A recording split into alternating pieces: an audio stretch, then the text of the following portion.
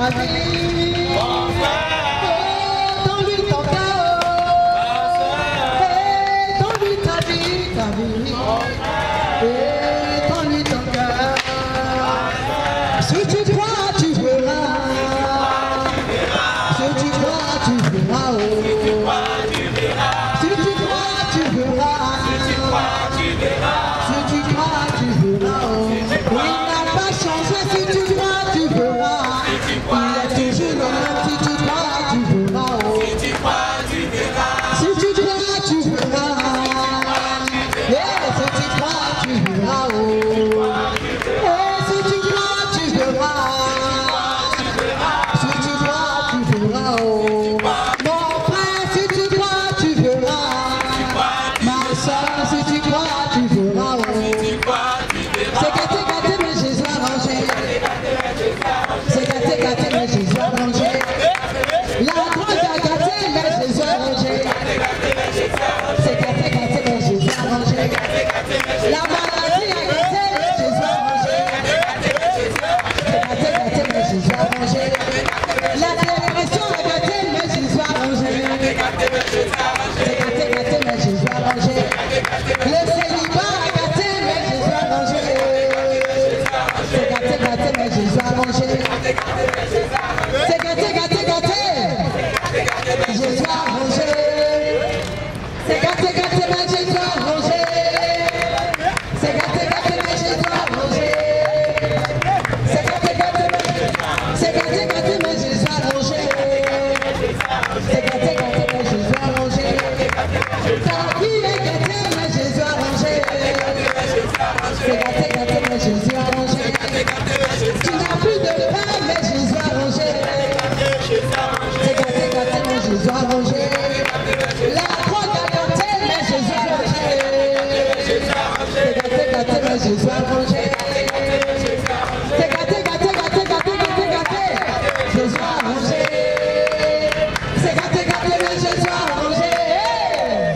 C'est gâté, mais Jésus a rangé. C'est gâté, mais Jésus a rangé. C'est gâté, mais Jésus a rangé. C'est gâté, mais Jésus a rangé. Ta vie est gâtée, mais Jésus a rangé. C'est gâté, mais Jésus a rangé. La maladie a gâté, mais Jésus a rangé. C'est gâté, mais Jésus a rangé.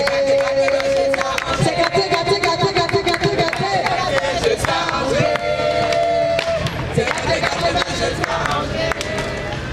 Bonjour, bonsoir. Nous ne sommes pas venus pour vous déranger ce soir. Nous sommes venus partager avec vous ce qui fait partie de notre vie. La chose la plus importante qui est dans notre vie. Je vais vous partager un bout de ma vie. Ce chant disait que tout est gâté, mais Jésus a arrangé. Et c'est une parole qui s'est accomplie dans ma vie. Tout était caché dans ma vie. Tout était gâté dans ma vie. Je ne voyais pas la lumière. Mais Jésus a changé cela. Il est venu dans ma vie et il a transformé ma vie. Il dit dans sa parole, venez à moi vous qui êtes chargés, vous qui êtes fatigués, et je vous donnerai du repos. Et j'étais fatigué et j'étais chargé. Je menais une vie qui n'avait aucun sens. J'étais dans la cocaïne, j'étais dans la drogue, j'étais dans la fornication. Je faisais tout ce qui était abominable. Aujourd'hui, Dieu a changé cela. Je n'ai pas vécu de thérapie, je n'ai pas vu de psychologue, je n'ai pas vu de médecin. Il n'y a pas quelqu'un qui m'a tiré. Mais j'ai rencontré celui qui peut tout. J'ai rencontré celui qui change les vies. J'ai rencontré celui qui apporte la résurrection. Oui, la résurrection parce que j'étais morte, parce que je croyais que je vivais. Alors peut-être j'étais vivante dans mon enveloppe charnelle, mais mon âme était morte, mon âme était étouffée par le péché, par le désespoir, par la tristesse. Aujourd'hui j'ai pas de vent, mais depuis que j'avais 14 ans je ne dormais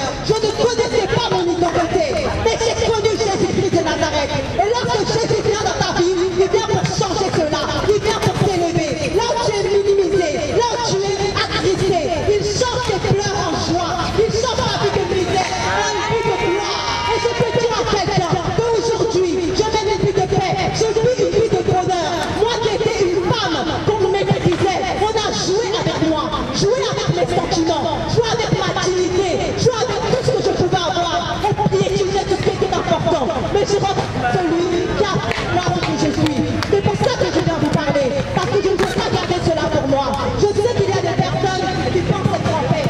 Je sais qu'il y a des personnes qui pensent vivre leur vie. Mais quand tu rentres chez toi le soir, qui sait ce que tu ressens? Lorsque tu es dans ton lit, lorsque tu es dans ta chambre, il n'y a plus tes amis, il n'y a plus ton entourage, il n'y a plus ton petit copain, ta petite copine. Tu te retrouves seul avec toi-même. Quelles sont tes pensées? Est-ce que tu vis une vie de bonheur? Est-ce que quelqu'un peut t'accompagner dans cette vie? Je connais quelqu'un qui peut te tenir la main, quelqu'un qui te dit aujourd'hui, viens à moi et je changerai ta vie. Viens à moi et je te donnerai des plans de paix. Viens à moi et je vais restaurer toute ta vie. Ce que tu penses que tu es, ce n'est pas ton avenir. Ton avenir est un avenir glorieux. Je viens non seulement pour t'apporter le salut, parce que ton âme a un avenir, mais je viens aussi pour changer tes plans présents. Là où tu es dans le célibat, je veux changer cela. Je veux que tu sois un homme, une femme qui rentre dans le mariage, afin que tu sois justifié. Là où tu es dans la stérilité, tout est stérile au-dedans de toi. Sûrement tu n'arrives pas à avoir des enfants. Sûrement tu ne peux pas faire quelque chose tant que tu demeures dans l'échec. Je viens pour changer cela. Bien-aimé, mon frère, ma soeur, qui tu es, peu importe d'où tu viens, peu importe ta religion, peu importe, je ne suis pas venu te parler de devenir dans telle religion ou de faire quoi que ce soit ou de te suivre. Je suis venu te dire que ce que tu vis, tu n'es pas obligé de le vivre. Tu n'es pas obligé de te conformer au siècle présent. Tu n'es pas obligé d'accepter ce que le monde a à t'offrir. Mais tu peux changer cela. Tu peux prendre la décision en acceptant Jésus. Tu peux prendre la décision en recevant l'amour de Dieu. Il a donné sa vie à la croix pour toi. Il a donné sa vie afin que tu sois sauvé. Il a donné sa vie afin que tu aies des points de bonheur, afin que tu changes ton cœur, afin que là tu te sens rejeté, tu te sens aimé à nouveau. Sûrement tu recherches cet amour dans les boîtes de nuit, avec les femmes, dans les médicaments, dans la distraction, mais tu tournes en rond. Je suis là quand continuer à chercher. Je suis là quand tu continues à demeurer dans cet état, cette mort, cet état d'échec, cet état de tristesse, cet état de pression, de dépression. Dès qu'il y a une mauvaise nouvelle, ton monde s'écroule, tout s'écroule au-dedans de toi. Ce n'est pas normal. Ce n'est pas normal. Tu n'es pas né pour cela. Si tu es encore en vie, ce n'est pas en vain. C'est parce qu'aujourd'hui c'est le jour où tu entends cette parole de réconfort, cette parole de vie qui te dit, accepte dans mon cœur, viens à moi, et son nom c'est Jésus-Christ de Nazareth. Tu as cherché sur moi, dans les chaînes bouddhistes, tu as cherché dans des livres, tu as cherché dans la psychologie, ça n'a rien changé à ta vie. Même si tu es chrétien et que tu demeures dans la lettre, ça ne changera rien à ta vie. Il ne s'agit pas d'aller à l'église, il ne s'agit pas de prier Marie, il ne s'agit pas d'allumer des bougies. Non, il ne s'agit pas de cela, mais il s'agit de reconnaître que Jésus-Christ, il est mort et il est ressuscité le 3e jour. Et lorsqu'il est ressuscité, il n'est pas ressuscité pour moi uniquement, il est ressuscité pour chacun de nous, chacun qui se trouve ici. Jésus veut t'apporter la vie, Jésus veut que tu vives, Jésus t'aime, Jésus n'a pas donné sa vie en vain. Il est dit que car Dieu a tant aimé le monde qu'il a envoyé son Fils unique afin que quiconque croit en lui ne périsse point, mais qu'il ait la vie éternelle et qu'il en abondance. La vie éternelle pour toi. Son âme, où iras-tu après ces temps, après cette vie que tu mènes? Où iras-tu? Qu'adviendra-t-il de toi? Qu'adviendra-t-il de toi? Nous ne soucions pas du lendemain, mais le Seigneur notre Dieu, il a la pensée de l'éternité, parce que ton âme est éternelle. Alors ça, ce n'est qu'un corps, ce n'est qu'une enveloppe, mais il y a un avenir, il y a une suite après cela. La Bible dit après la mort, il y a le jugement. Quel sera ton jugement? Quel sera ton avenir? Tu ne peux pas souffrir dans ce temps-là et souffrir encore après une mort. Sûrement tu vas, ça elle a changé, elle était dans la folie, c'est un autre type de folie, c'est une thérapie. Ce n'est pas cela, c'est un changement dans ma vie. C'est la vie que je vous donne, c'est la vie que je vous présente, parce que j'étais morte, je ne servais à rien. J'étais au plus bas, je cherchais des émotions fortes dans tout ce qui pouvait avoir d'abominable pour penser que je suis en vie. Mais ce n'était pas cela. J'allais d'échec en échec, de problème en problème. Ça ne s'arrangeait pas. Et se creusait un trou autour de moi. Mais dans ce trou-là, dans cette misère-là, là où j'étais tel que je suis, Jésus ne m'a pas condamné. Jésus ne m'a pas rejeté. Jésus ne m'a pas condamné. Et il ne te condamne pas non plus. Alors ne pense pas que nous sommes saints et que toi tu es pécheur. Non, nous sommes tous des pécheurs. Mais Dieu nous aime tel que nous sommes, mais il veut nous changer. Il veut nous purifier. Il veut enlever ce vêtement